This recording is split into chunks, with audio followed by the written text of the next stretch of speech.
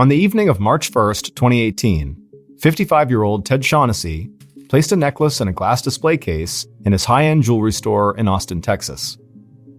Ted adjusted his glasses on his face and then leaned in a bit closer, and he saw the lights in the case bounce off the gold and jewels in this necklace, and it was so beautiful, he just smiled. He and his wife Corey had owned this jewelry store for 20 years.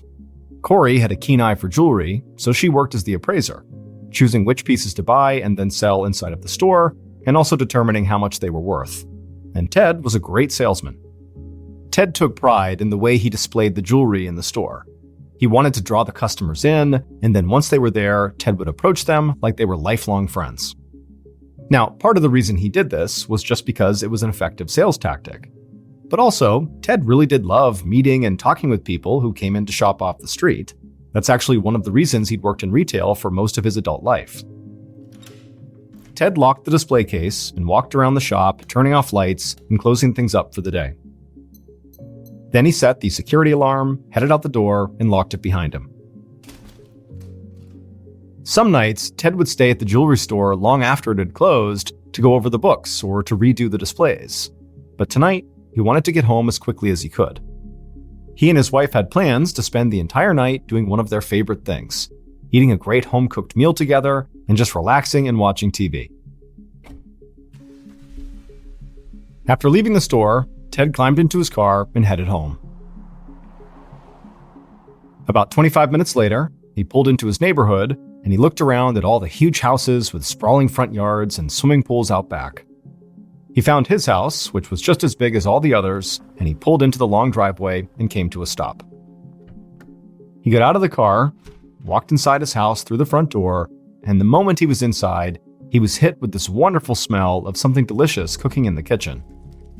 But before he could even call out to his wife, he heard loud clacking sounds on the hardwood floors as two large dogs bounded through the front room towards him. Ted enthusiastically knelt down and began goofing around with the dogs and asking them how they were doing, like they could answer back. Then he stood back up, and the dogs followed at his heels as Ted made his way through the house, which could feel like walking through a maze for somebody who had never been there. Ted and the dogs got to the kitchen, and Ted saw his wife Corey standing over the stove. Corey turned around, and Ted immediately walked over, put his hands on her waist, and gave her a kiss. Ted helped his wife put some finishing touches on the meal, and then they both got excited about the night ahead of them. They knew a lot of people would find this to be a pretty boring way to spend the night, but Ted and Corey really were never happier than when they were just hanging out together. After the food was finally done cooking, the couple sat down and ate their great meal at the dining room table, while their dogs just stared at them, hoping for some scraps.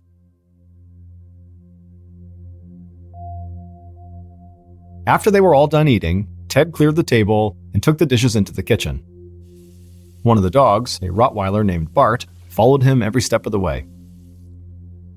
After Ted rinsed off the dishes, he joined his wife on the couch in the front room. He draped his arm around her shoulder, and she leaned her head on his chest as they began to watch TV.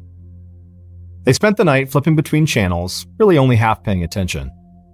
Most of the time, they just talked about things at the jewelry store, and also how their son and his girlfriend seemed to be getting pretty serious. Even though their 19-year-old son only lived about 2 hours away in College Station, Texas, and they saw him often, it still felt strange to be empty nesters, not to have him in the house anymore. Before they knew it, they had spent hours just sitting there talking, and they had both begun to feel tired. So Ted flipped off the TV, and the couple headed to their bedroom, with both of their trusty dogs trotting along right behind them.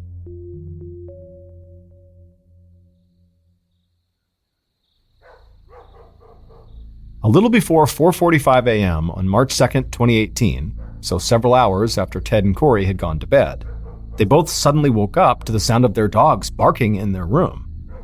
Ted flipped on the light on his bedside table, and he and his wife looked over and saw their dogs barking away, standing right by the bedroom door. Ted tried to get them to calm down, but they just kept on barking over and over again. Ted could see his wife looked frightened, and he was feeling a bit freaked out too. The dogs were both really good guard dogs, and they usually only got agitated when they'd heard something. And so Ted slowly got out of bed, opened the drawer on the bedside table, and pulled out a .45 caliber handgun. He checked to make sure it was loaded, and then told his wife to stay in the room. Ted walked over to the door, opened it up, and headed outside. He made his way into the dark kitchen, and Bart the Rottweiler followed right behind.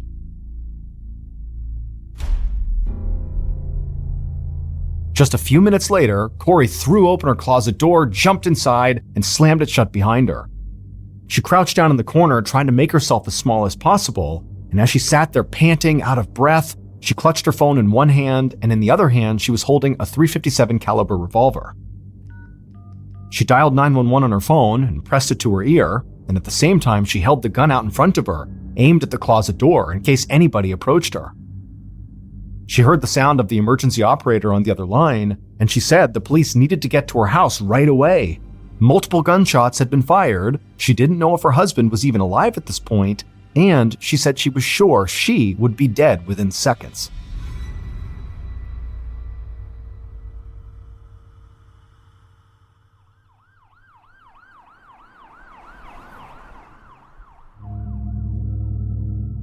"15 minutes later, so just after 5 a.m., Travis County homicide detectives James Moore and Paul Salo headed up the long walkway toward Ted and Corey's front door.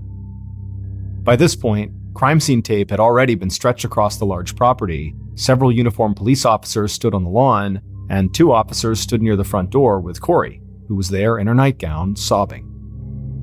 Detectives Moore and Salo introduced themselves to Corey and told her they'd be back to her shortly. Then they put on their gloves and headed inside of her house.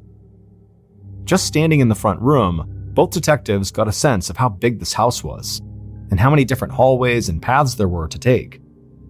They made their way through the front room and walked into the kitchen, where a team of forensics officers were already searching for evidence. On the floor, sprawled out under the kitchen table, the detectives saw Ted Shaughnessy's body. Blood covered his face and his chest. But the detectives also saw something that completely threw them off. Because in the call they got, they'd already been told about Ted being deceased. But they didn't expect to also see his pet dog lying right there with him. Bart, the Rottweiler, had clearly been shot and killed, laying just a few feet in front of Ted, like he'd been trying to maybe protect him. One of the forensics officers joined Detectives Moore and Salo and pointed out multiple bullet casings littering the kitchen floor. In fact, there were so many casings that the detectives thought it looked like a massive shootout had taken place right there in the kitchen. The detectives walked over to the kitchen table and knelt down by Ted's body. Near his outstretched hand, they saw a .45 caliber handgun. Moore checked the magazine and saw it was full, so it appeared like Ted had not fired a single shot from his weapon. However, Moore asked the forensics officer if there was any chance that Ted maybe did fire off some shots and actually emptied out a magazine and then reloaded. And then once it was reloaded, maybe he didn't fire again, giving the impression he had not shot at all. Now, Moore didn't think this was likely, but he just wanted to be sure. The forensics officer told him they were still looking at everything, but so far, none of the casings they'd found matched the caliber of Ted's gun. So very likely Ted did not fire a single shot. After spending some time searching the kitchen and also studying Ted's wounds, Moore and Salo began to make their way through the rest of the house. They found a home security system that was not armed, and they didn't find any evidence of forced entry at the front, back, or side doors. They thought maybe whoever had killed Ted had been invited inside the home, or at the very least had a key. However, as soon as they stepped into one of the bedrooms, they immediately began to rethink that theory. Based on the way the room was decorated, it appeared to belong to a young man.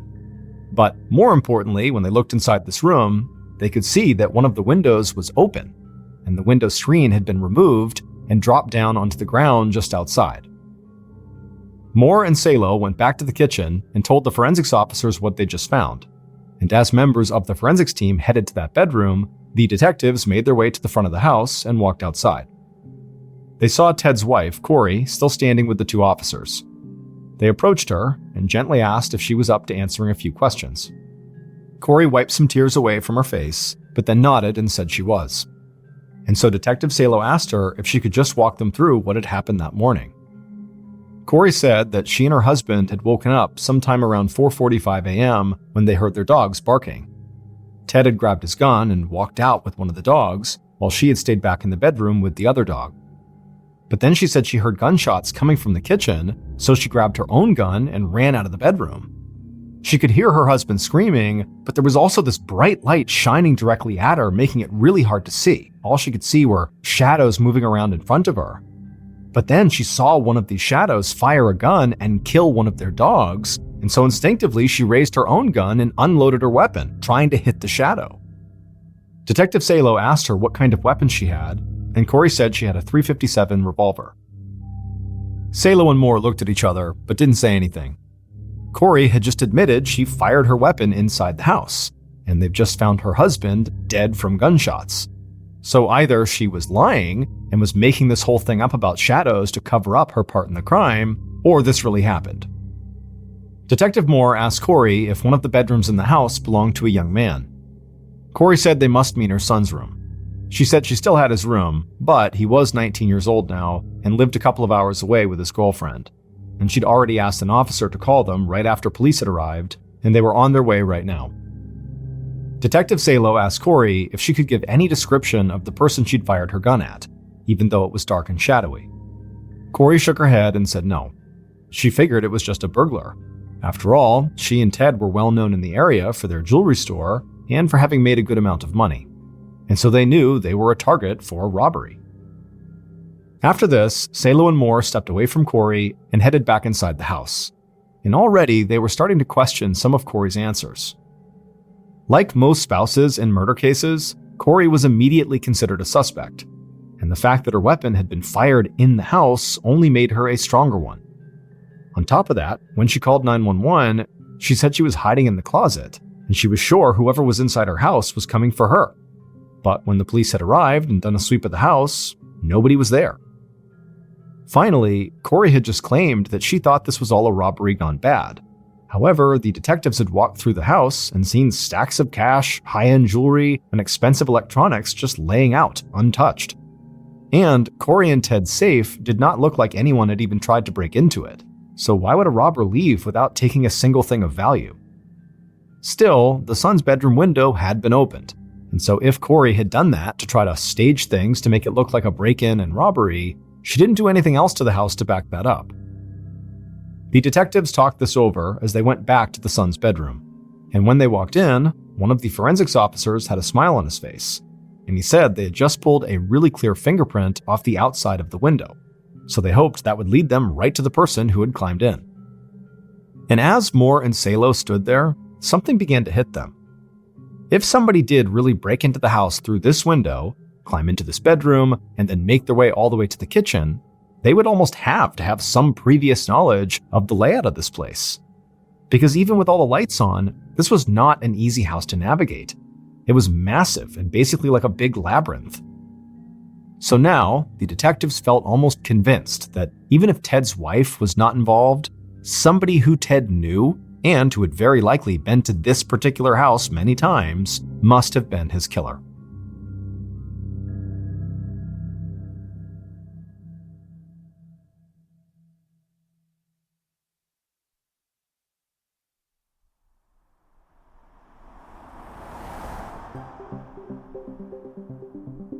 A couple hours later, at 8 a.m. on March 2nd, a car pulled up in front of the house. Ted's 19-year-old son, Nicholas, and Nicholas's girlfriend, Jackie Edison, parked behind the line of police cars outside the house that Nicholas had grown up inside of. They both got out of the car and immediately spotted Corey, who was still standing in the front yard, and began running towards her. An officer stopped them, but when they said who they were, he let them by. A moment later, Nicholas and Jackie were hugging Corey, and all three of them just stood there crying. Inside the house, detectives Moore and Salo got word that Ted's son had just arrived. So they quickly went outside and found Nicholas and Jackie still standing with Corey. The detectives apologized for interrupting, but they asked Nicholas if they could talk to him for a few minutes. Nicholas said of course, and then followed the detectives across the yard to a spot where they'd be able to talk without anybody else hearing.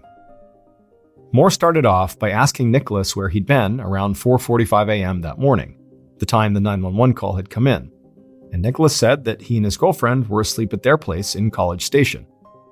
Jackie was a student at Texas A&M down there, and Nicholas worked trading stocks as a day trader. Moore took down a few notes and then asked Nicholas if there was anyone he could think of who had a problem with his father and might have wanted to do this. But Nicholas shook his head and said basically everybody who knew his parents loved them. Moore asked if there was anything at all about Nicholas's dad that he could think of that could maybe help them, even if it was really small. Nicholas thought about it for a few seconds, and then suddenly his eyes went wide, like he just remembered something. He said there was one thing that could be important, but it was a really weird situation. When he'd still been living at home, his next-door neighbor had come to him and said she thought that her husband was cheating on her. This neighbor knew Nicholas was pretty good with technology, so she'd asked if there was any way he could track her husband or something, and she told him she would pay him for his services. Nicholas had felt strange getting involved in something like this, but his next-door neighbor was a nice woman and a good friend of his mother's, so he had helped her. He had put a tracker on her husband's car and followed him one night to another woman's house, and it became clear pretty quickly that the man was cheating on his wife. Now, Nicholas got a worried look on his face. He'd always assumed the husband never knew he was involved in helping the wife catch him cheating. But if this man had found out it was him, he might have wanted revenge, and his dad might be dead because of it. After that, the detectives told Nicholas he could go rejoin his mother. After he had walked off, the two men just looked at each other and shook their heads in disbelief. That was a really weird story. Neither of them had ever run into a teenager who had acted like a private investigator to catch a cheating husband. It almost sounded made up, or like something the kid might have watched on TV. But regardless, it was a good lead. After Moore and Salo finished up their initial work at Ted and Corey's house, they walked next door to the neighbor's house. They knocked on the front door, and a woman answered, and quickly she invited them inside. They all sat down at her kitchen table, and the detectives didn't waste any time. They needed to know if Nicholas's wild story about trailing this woman's husband was true. The woman looked a little embarrassed, but she said Nicholas was telling the truth. She felt bad for dragging a teenager into her marital problems, but she had been desperate. Detective Moore leaned in and told her he did not need all the details about her marriage, but he needed to know one thing. It was extremely important. Had she ever told her husband about Nicholas's involvement in all of this? The woman didn't hesitate. She said no way would she ever do that. Her husband, who had since moved away and was soon to be her ex-husband, had no idea at all about Nicholas. And as she was talking, the reason for this line of questioning finally dawned on her. And she stopped and just said her husband might have cheated on her, but there was no way he would have ever attacked Ted or anybody else like that. The detectives left the house not long after that and headed back to the station. Despite what the woman said about her husband, they knew they still had to track him down and get more information directly from him. In the days following the murder, while members of their investigative team followed up on the neighbor's husband, Moore and Salo contacted Ted's closest friends to see what else they could learn about him. But not much new came from that.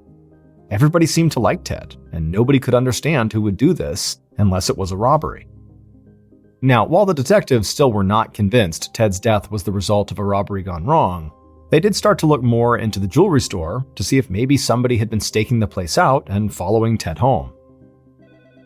However, they got a phone call from Ted's son, Nicholas, that caused them to quickly change the direction of their investigation. Nicholas was aware that his bedroom window had been found open on the night his father was killed, and he said he just couldn't stop thinking about it, and in fact, there was something he felt like he needed to share with the detectives. He told them when he was younger, he would use his bedroom window to sneak out of the house and then get back inside without his parents knowing. It was just stupid teenager stuff, nothing serious. But he did it so often that he made a habit of just keeping that window unlocked. Now he realized that particular window might have been left unlocked even after he had moved out. But what Nicholas said was really weighing on him was that there was only really one other person who knew he did this with his window, and that was his friend Spencer Patterson. Because he and Spencer had crept out of that window a bunch of times together when Spencer had slept over. Detective Salo asked Nicholas if the reason he was so worried was because maybe Spencer had some reason to come after Nicholas now, Like had they had a bad fight or something? Nicholas said no, but he said Spencer would have gone to their house and potentially used that window to get in there and get his parents' money and jewels. Nicholas said Spencer had not really grown up with money of his own, and he'd always been kind of jealous of how wealthy Nicholas's family was. And there was more. Spencer not only knew about the bedroom window, he also knew exactly where to find Nicholas's parents' safe.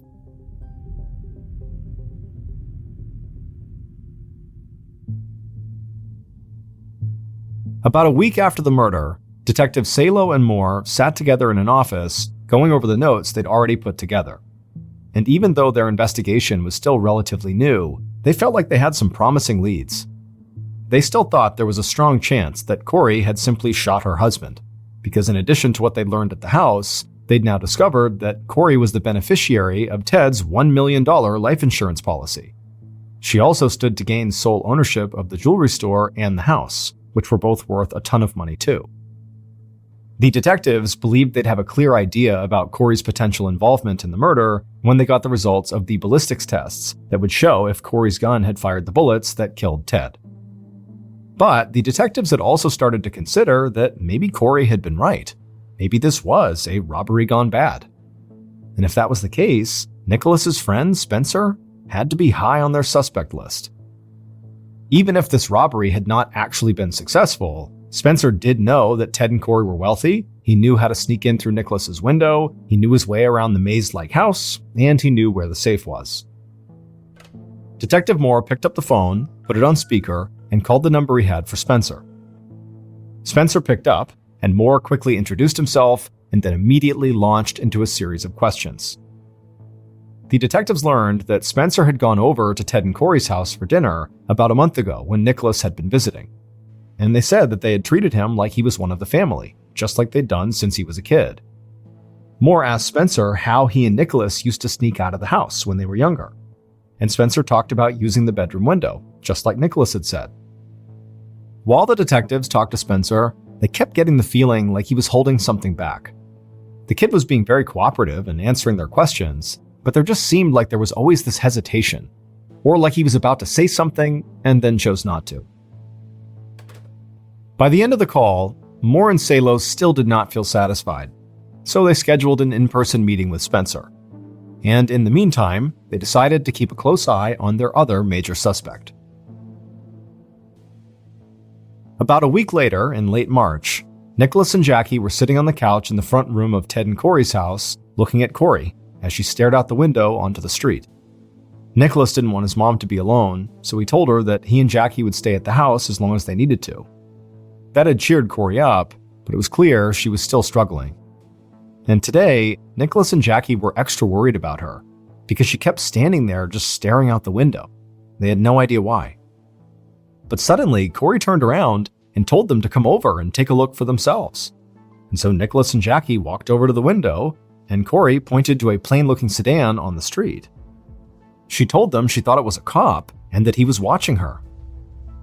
At first, this seemed like paranoia to Nicholas and Jackie. However, when Nicholas looked out the window and he got a good look at that car before it drove off, he thought his mom was right. It definitely could be an unmarked police car. Corey stepped away from the window and collapsed onto the couch. She didn't understand why the police would be watching her. Why weren't they out finding the person who had actually killed her husband? Nicholas looked over at his mom, and he could tell she was just in total despair. And so he leaned over to Jackie and whispered something in her ear.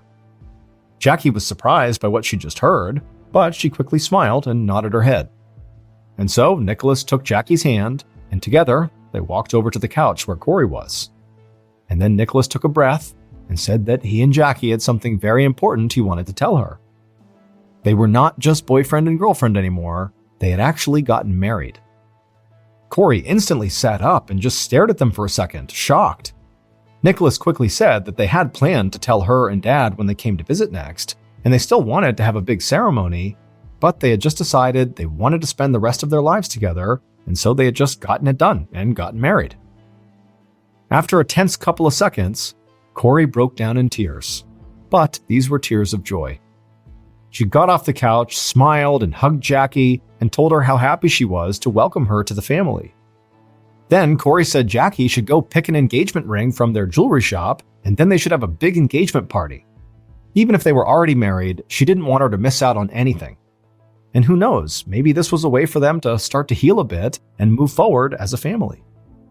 Nicholas was very relieved. He was so glad the news had made his mom as happy as he hoped it would.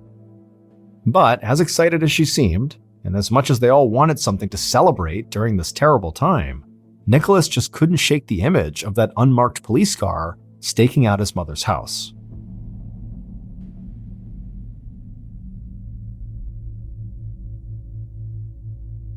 Over the following weeks, the investigative team continued to dig into the Shaughnessy's financial records, and they also did keep eyes on Corey's house.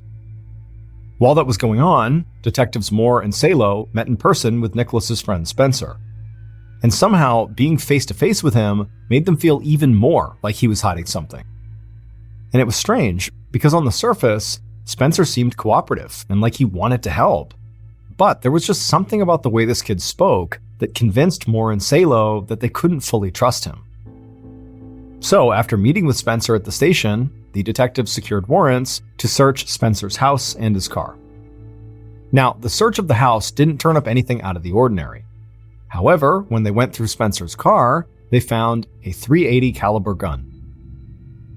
Spencer had never mentioned having this gun, which seemed a little odd since he knew he was being investigated for a shooting.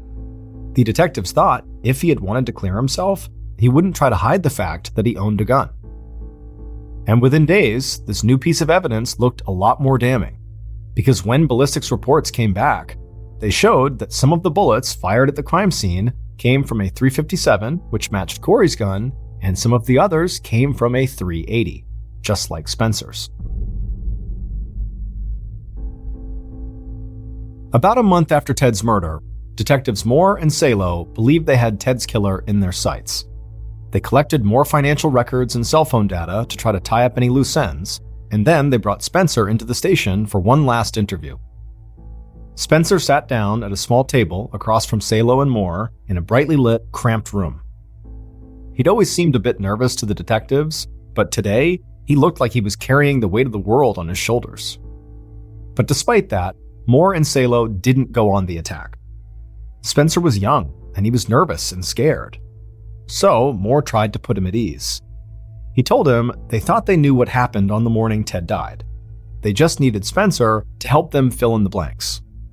And before Spencer could even begin to talk, the detectives confronted him with all the evidence they had in the case. And so they told him there really wasn't any point trying to hide anything anymore. After a very tense minute, Spencer looked across the table at the detectives and then told them everything he knew. Following that interview, it would take Moore and Salo several more weeks to nail everything down. But in May of 2018, 2 months after Ted's murder, they knew exactly what had happened and who had fired the shots that killed Ted Shaughnessy.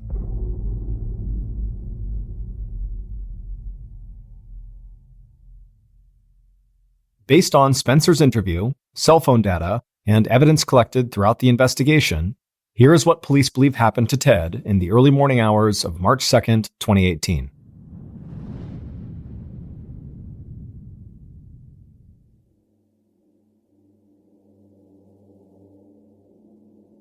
On that morning, the killers crept through the dark house, led only by the light shining from one of their phones. They each held a gun in their hands, and they tried to move as slowly and quietly as possible. But when they made it to the kitchen and turned towards the main bedroom, they heard dogs start barking. The killers froze, not sure what to do. One of the dogs sounded really aggressive. The killer holding the phone shined the light towards the bedroom door, and right away they both saw something moving towards them. As the barking got louder and they heard footsteps and loud clacking on the wooden floors, suddenly the light illuminated the dog, and it was the Rottweiler Bart, bounding towards them, baring his teeth. One of the killers instinctively raised their gun and fired off a shot. The dog squealed and fell to the kitchen floor. Ted screamed and ran into the kitchen after the dog. He raised his gun, but before he could get a shot off, now both killers started firing. The sound of gunshots crashed through the house as bullets hit Ted in the back, the thigh, and the head. Ted collapsed to the floor under the kitchen table, dead. The killers began shouting at each other, starting to panic. This had not gone the way it was supposed to. But before they could make another move, bullets came whizzing out of the dark into the kitchen, hitting the wall and sending pieces of plaster onto the floor. The killer with the cell phone shined the light in the direction of the gunshots, trying to get a clear look at the shooter. Their hands were shaking and they couldn't really aim well, but still the killers just held their guns and started firing wildly. And then finally, the shots stopped and the kitchen fell silent. One of the killers shouted that they needed to get out of there, so they ran out of the kitchen, into one of the bedrooms, and climbed out the open window. Outside, they ran as fast as they could through the darkness back to a car they'd parked down the street. They got in, and one of the killers hit the gas and floored it through the neighborhood, while the other killer sat panicking in the passenger seat. They both knew they had screwed up, and now they were going to have to get in touch with the people who had hired them and tell them they'd only taken out one of the intended targets.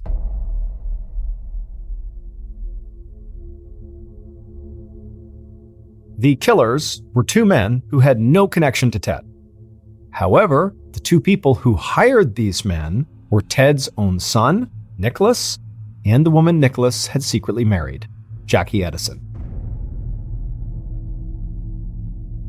Nicholas knew if both of his parents were dead, he would inherit their store and their house and benefit from their life insurance policies, all of which would have made him a multimillionaire. And Nicholas really wanted that money, because he had gone into quite a bit of debt from playing the stock market as a day trader. So, with Jackie's help, he found two hitmen and offered to pay them a lot of money to kill both Ted and Corey and to make it look like a robbery. Nicholas told the hitmen about his bedroom window and gave them a complete layout of the house. But on the night of the murder, the hitmen did not imagine they would find themselves in a full-fledged shootout, so when Corey started firing off her .357 at them, the whole plan fell apart.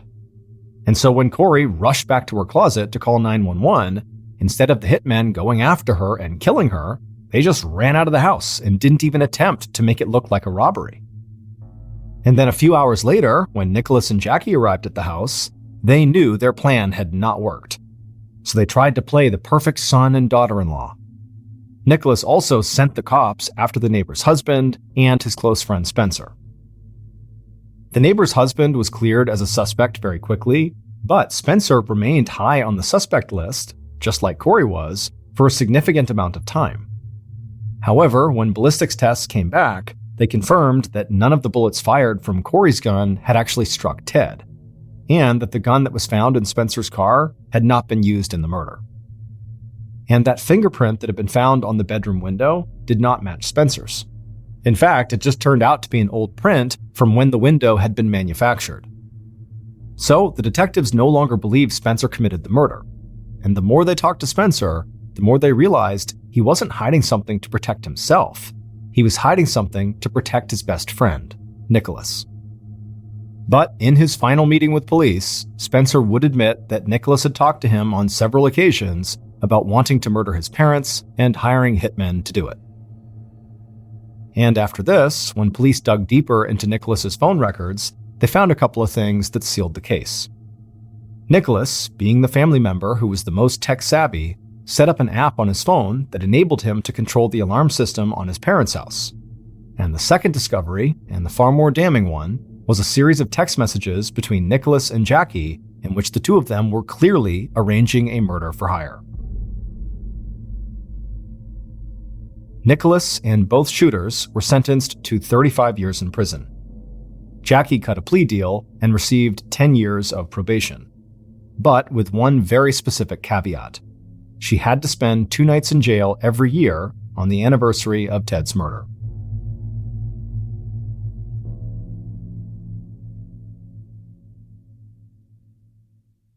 A quick note about our stories: they are all based on true events, but we sometimes use pseudonyms to protect the people involved, and some details are fictionalized for dramatic purposes.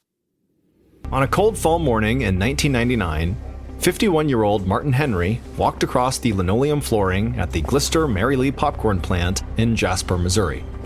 The fluorescent lights overhead glinted on all the stainless steel machinery that covered the manufacturing floor.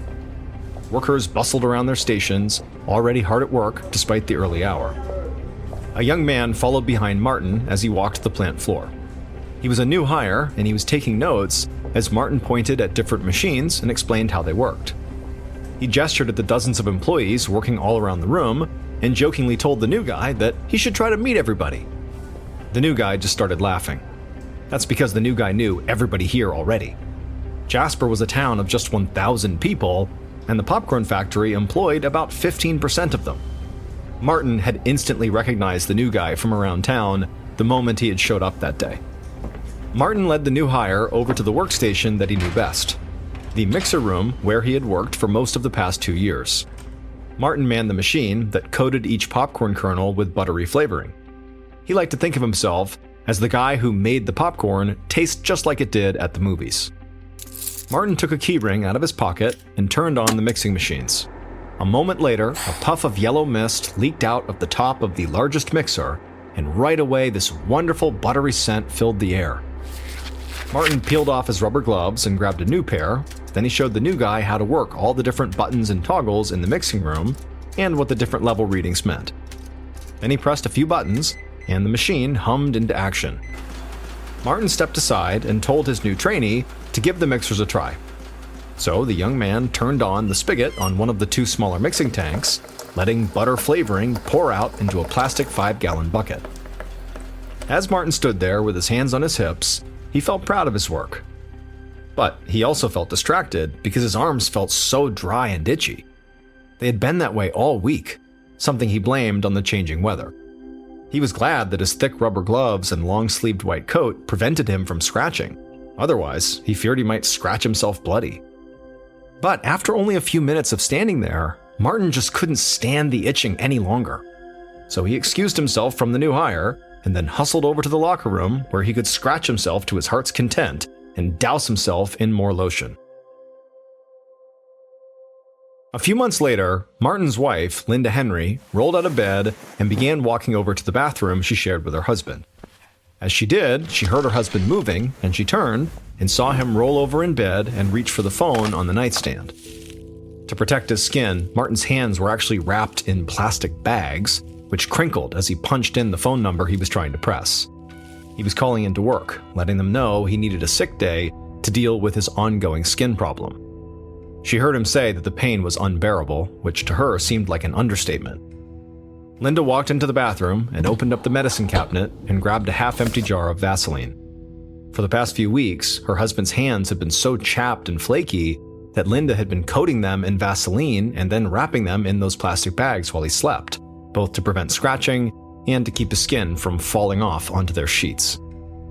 For the past couple of weeks, the skin on Martin's hands and legs had gotten so papery and ashen that it had started falling off in 2 to 3 inch chunks.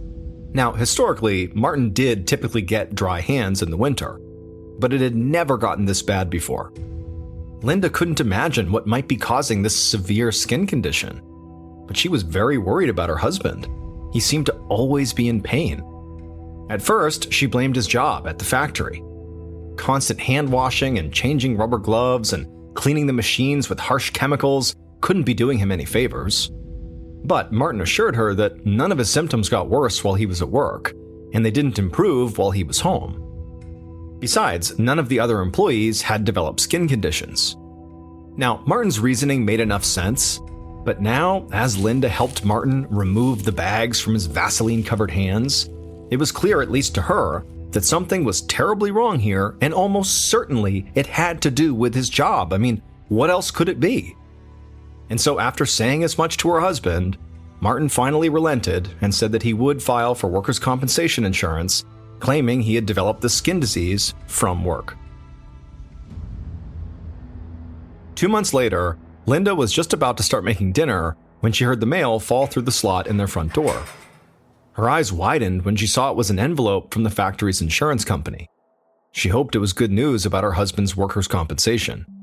She carried the envelope into the living room where Martin was sitting back in his easy chair. His hands were covered in bloody red patches where his skin had fallen off. But now, Martin had more to worry about than just a skin disease. Over the past few weeks, Martin had also developed severe difficulty breathing, which really frightened Linda. He'd gone to the doctor, but the doctor said very likely his shortness of breath was unconnected to whatever was going on with his dry skin. The doctor said his breathing issue seemed like a standard case of bronchitis, or maybe he'd developed asthma. But none of the medicines the doctor prescribed for these conditions had helped Martin's breathing. And so Martin spent most days coughing and wheezing and sometimes even gasping for air. He could barely get up the stairs to their bedroom at night. The recliner was the only place he felt somewhat comfortable.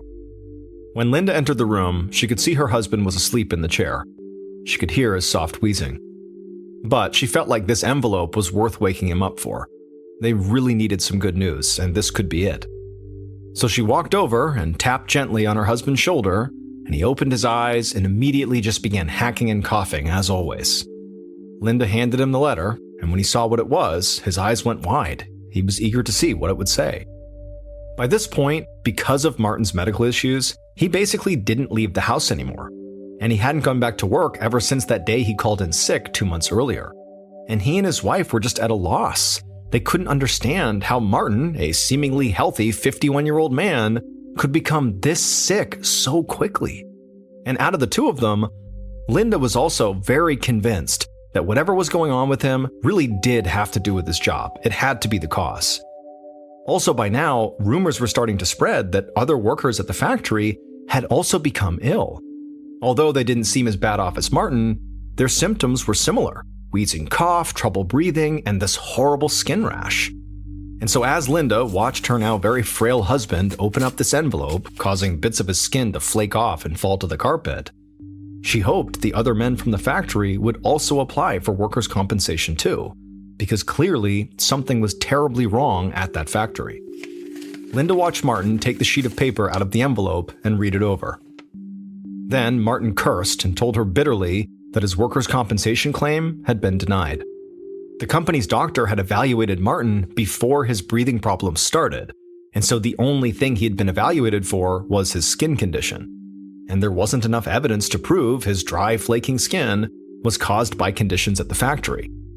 And so if Martin and Linda were going to get some financial help, it would have to come from somewhere else.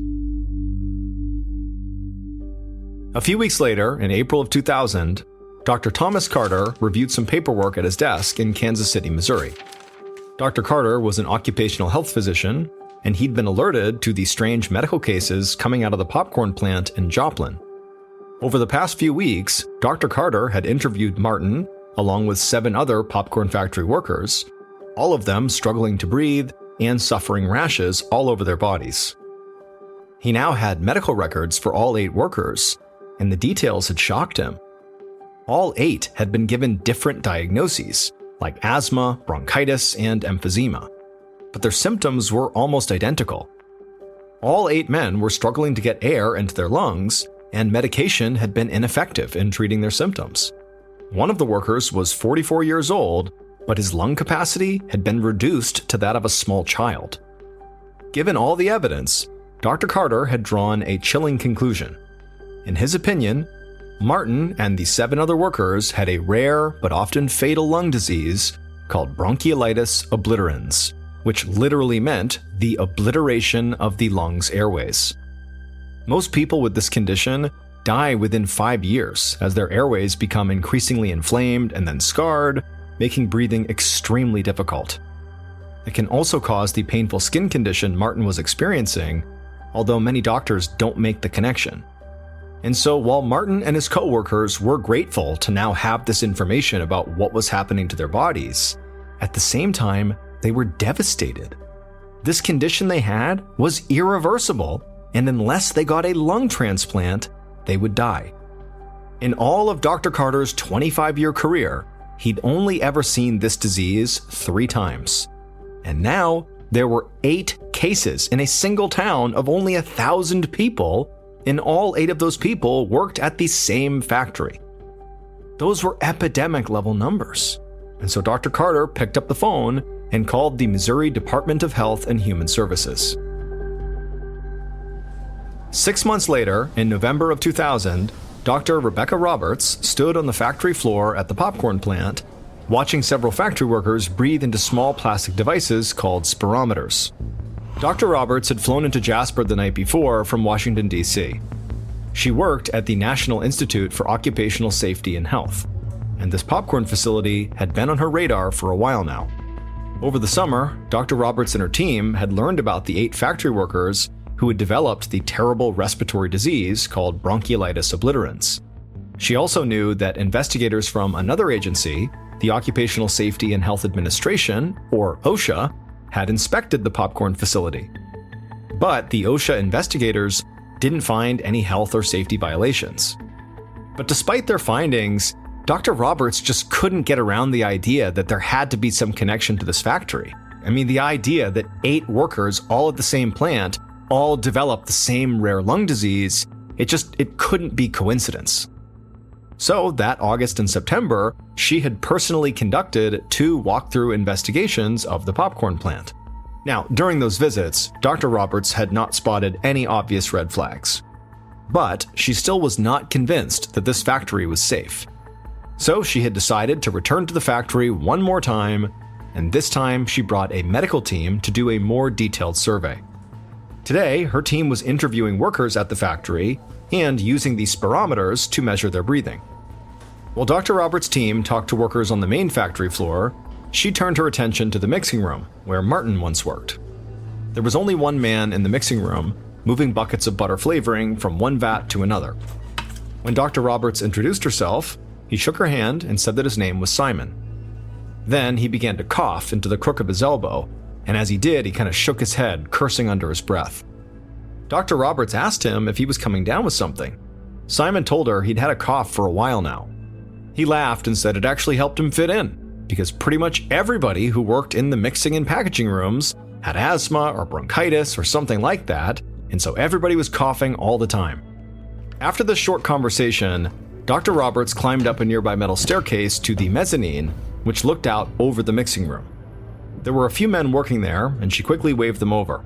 A tall guy with a hairnet came over first, and Dr. Roberts asked him if he had breathing problems too. The man nodded and said the doctors diagnosed him with asthma. He said he developed it over the past year, but for whatever reason, asthma medications did not seem to help at all. By the time Dr. Roberts left the factory an hour later, she had no doubt that there had to be a serious health problem at the Glister Mary Lee popcorn plant, and that it very likely started in the mixing room. But she still could not pinpoint exactly what the problem was. So she decided that investigators would need to visit the factory one more time. And this time, they'd take samples of everything. The popcorn, the flavoring mixtures, the cleaning products, and any hint of dust or mold. Whatever was in there making these workers sick, she was determined to find it. A few weeks later, inside of a lab, Dr. Roberts, along with 2 lab researchers, stared into a big plastic rodent cage full of rats that they were using in an experiment. Dr. Roberts and her team had tested all the samples they had collected from the popcorn plant. They'd identified 100 different potentially toxic compounds in those samples, but none of them seemed to be what was making people sick. Dr. Roberts had been very frustrated, but she did have one more idea. There was one more chemical that she wanted to test on the rats. This chemical was normally considered to be safe to eat, but there had been very little research done on what would happen if someone inhaled it. And sure enough, after the rats breathed in a large amount of the chemical, their breathing became shallow and labored. Later, when examined under a microscope, their lungs were revealed to be inflamed and scarred, just like human victims of bronchiolitis obliterans. Dr. Roberts finally had her answer. This seemingly innocent chemical was causing the disease plaguing Martin and the other workers. The test that Dr. Roberts and her team did proved that it was the delicious-smelling butter-flavoring mixture that was making the workers sick. Specifically, a chemical in the mixture called diacetyl. Diacetyl is a naturally occurring substance found in things like beer, butter, cheese, and coffee, and it can be used as artificial flavoring. No one suspected diacetyl because the Food and Drug Administration, or FDA, had already determined it was safe to eat. But Dr. Roberts realized the FDA never tested whether diacetyl was safe to breathe, and it definitely was not. and the factory where Martin worked was using 3 times the diacetyl found in most butter flavorings at other factories. The deadly fumes wreaked havoc on employees' skin and lungs, creating irreversible damage. But Martin and his coworkers were not the only popcorn factory workers in danger. In October of 2001, there were 140 popcorn plants in the United States, and they were all using this butter mixture with dangerous levels of diacetyl. Even worse, there were thousands of other businesses that either made or used butter flavoring with diacetyl. That meant thousands of workers nationwide were at risk of developing what came to be called popcorn lung disease. In December of 2003, the National Institute for Occupational Safety and Health issued warnings to more than 4,000 businesses that either made or used this butter flavoring. In response, 80% of American popcorn makers stopped using diacetyl in their butter flavoring and switched to something else. Now, this made current and future workers much safer, but this did nothing to curb the damage that had already been done by the diacetyl poisoning. One of the workers at Martin's factory was awarded $20 million for the damage to his health, and part of that settlement was intended to go to the factory's other victims, including Martin Henry. However, the comfort from that settlement would be short-lived, because Martin would die on May 22, 2010. He was only 62 years old.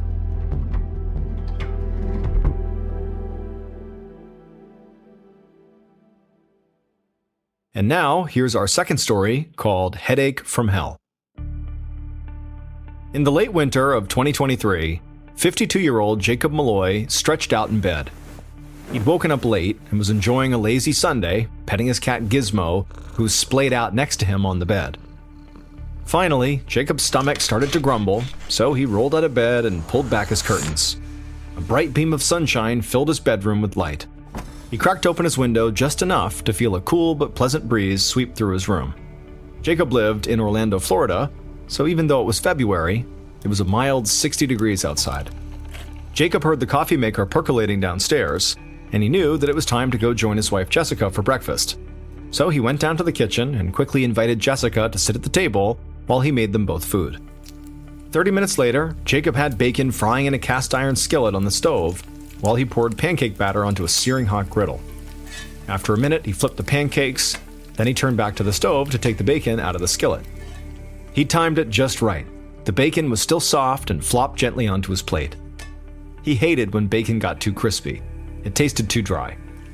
He used the grease from the bacon to fry up some hash browns and eggs, then carried 2 loaded plates over to the table. Jessica brought over the pot of coffee and then thanked her husband for the extravagant breakfast. Jacob winked and told Jessica not to tell his doctor. She laughed, but Jacob actually wasn't kidding. He was overweight and had type 2 diabetes, and so his doctor had told him a few times to lay off the greasy food. But Jacob figured what the doctor didn't know wouldn't hurt him. He dipped a forkful of hash browns into the golden yolk from his fried eggs and took a big, satisfying bite. A few weeks later, Jacob was out in the yard mowing the lawn when a sharp pain erupted in his temple. Jacob stopped the mower and beelined for the garage. He got migraines about once a month, so he knew what it felt like when one was coming on. Jacob called out to Jessica as he walked in through the garage door and jogged up the stairs. He got some headache medicine out of his nightstand and took 2 pills before collapsing onto his bed. Within a few minutes, a familiar ache began to pulse behind his temples. But instead of moving forward towards his forehead like usual, the pain seemed to migrate toward the back of his skull. And his migraine medication wasn't helping at all, which was unusual. It was strong stuff, and until now, it always seemed to do the trick. And so Jacob had no choice but to just bury his head in a pillow and ride out the pain. Finally, sometime that evening, the throbbing at the base of his skull subsided. It had been a shorter migraine, but so painful it didn't feel like he'd gotten off easy. 4 months later, Jacob sat in his primary care doctor's office, chatting with his physician while a nurse took his blood pressure. She frowned when she read the numbers aloud on the blood pressure sleeve. Jacob's doctor admitted they were a little high, but otherwise his vitals did seem fine. Jacob nodded. He expected a little bit of high blood pressure, given all the greasy food he'd been eating. But it was not high blood pressure that had brought Jacob to the doctors that morning. It was his migraines. Ever since that day he was out mowing his lawn, they'd become more and more frequent, weekly instead of monthly, and they were really beginning to interfere with his life. Most recently, he'd been spending just about every weekend laid up in bed. The doctor found this very concerning, and he asked if Jacob was experiencing any other symptoms, like seizures or numbness or sensations he couldn't explain. Jacob thought for a moment, but then said no, everything else felt normal. The doctor nodded and told Jacob that he wanted to order a CT scan. If there was something going on in Jacob's brain, the CT scan would show it. An hour later, Jacob and the doctor looked at the CT scan image of Jacob's brain on a computer screen. The doctor pointed to small circular areas in the middle of the scan, and he said that they looked like cysts within the white matter of Jacob's brain. Cysts are tiny fluid-filled sacs. The doctor said cysts in the brain are never good news because they can cause a painful pressure buildup and even vision problems. The doctor explained that his biggest concern amongst these cysts was the cluster of cysts located at the bottom right-hand corner of Jacob's brain. He thought that those could actually be causing Jacob's symptoms, the headaches. Jacob reflexively moved a hand and touched the base of his skull. He told the doctor that actually, now that he thought about it, there had been one change in his migraines besides their frequency. Instead of throbbing right above his eyes the way they normally did, the pain had sort of moved to the back of his skull, to right where that cluster of cysts was located on the CT scan. The doctor told Jacob he was admitting him to the hospital immediately. He suspected that Jacob might have a rare condition called congenital neurological cysts, meaning that these cysts have been present in his head for his entire life. But now they could be growing and pressing against Jacob's brain, causing these intense headaches. If more tests showed that was the case, Jacob would need brain surgery to remove the cysts and stop the pressure. Jacob's breath caught in his throat. The thought of brain surgery terrified him. He asked if he could have a few minutes to call his wife and have her come down to the hospital. Later that afternoon, Jacob sat upright in a hospital bed, with Jessica sitting beside him in a chair. A neurologist stood at the foot of the bed, holding a new scan of Jacob's brain on his tablet. He explained that the location and distribution of the cysts in Jacob's brain were unusual. In his opinion, Jacob did not have congenital neurological cysts. Jacob perked up and asked if that meant he didn't need brain surgery. But the doctor said he wasn't sure yet. There was definitely still something in Jacob's brain that shouldn't have been there. Then he began asking Jacob questions about his travel history, whether he'd ever visited a farm and what his house and living conditions were like. Jacob felt mildly confused, but answered the doctor's questions as best as he could. Neither he nor Jessica traveled very much. The last time they left home was 2 years ago when they'd taken a cruise from Miami to the Bahamas, and he'd never been on a farm. The closest he got to animals was petting his cat, Gizmo. The neurologist asked Jacob to walk him through a normal day in his life, including everything he liked to eat at mealtimes. Jacob was a bit embarrassed, but he admitted to the lavish breakfast that he liked to make on the weekends. Jacob had barely started talking when the neurologist stopped him and told Jacob he'd be right back. Then he hurried out of the room. Jacob was a bit surprised, but it seemed like the doctor had a new idea, and soon enough, the neurologist was back.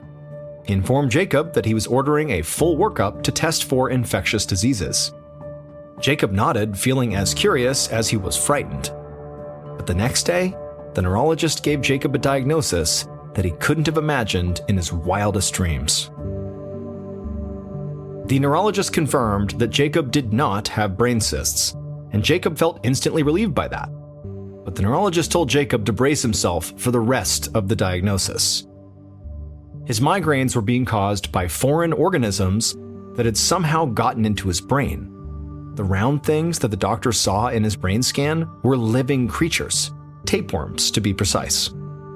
And the neurologist said they got there because of the fancy breakfasts that Jacob loved so much. Specifically, it had to do with the bacon. Jacob didn't like crispy bacon. He liked soft, chewy bacon, something he told the doctor. But that indicated that the bacon was undercooked. And so the theory was, at some point, some of that undercooked bacon must have been infected with tapeworm larvae, and then those larvae were not killed in the frying pan. Had it been cooked long enough, they would have been. But even so, the neurologist explained that the tapeworms would never have reached Jacob's brain if not for a second problem. The neurologist said that the tapeworm can only infect the brain when someone touches the feces that contain the tapeworm larva. The neurologist suspected that after Jacob ate the tapeworm larva from the undercooked bacon and then had a bowel movement containing the tapeworm larva, he must not have washed his hands properly and then touched his nose or mouth. After that, the larva made its way to Jacob's brain. Thankfully, the problem was treatable. The neurologist put Jacob on a 2-week regimen of antiparasitic and anti-inflammatory medications, which killed the tapeworms in his brain. Once the tapeworms were gone, his migraines improved. And so ultimately, Jacob learned a painful lesson in proper hygiene.